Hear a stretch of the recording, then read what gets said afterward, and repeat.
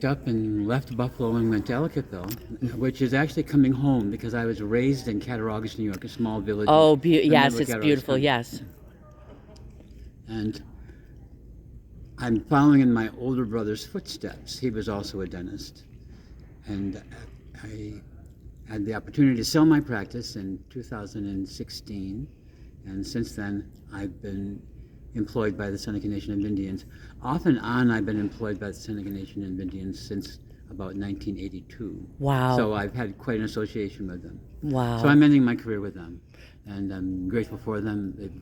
They're a wonderful agency and a wonderful organization to work for. And I love their community. Yes, and talk about underserved. Yes. And, what I was talking about yesterday, supervised neglect. How about actual neglect?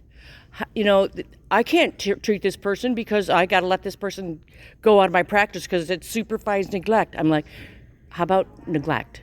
Right. In nursing homes, same thing. Actual neglect. I agree. And nobody cares about them. And neglect falls into a category of, I hate to say it, but if you were to take some mandatory, mandated reporter type continuing education courses, neglect falls somewhere in between abuse and Absolutely. and maltreatment. Yes. In fact, neglect is used in the definition of maltreatment and abuse, both of them. Yes. So we're talking about something that's pretty severe. And, I bring it up briefly in my talk. I'd like to bring it up more, but I'm afraid that people would get mad. I don't know about that. I think that I think you're very professional in the way you approach your talk. I think you keep everyone's attention.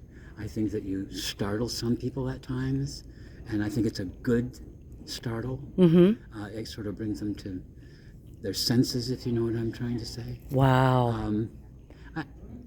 At the end of your talk yesterday, I just felt compelled to say something to you, and I don't regret it, and I don't think you do either. No, not at all.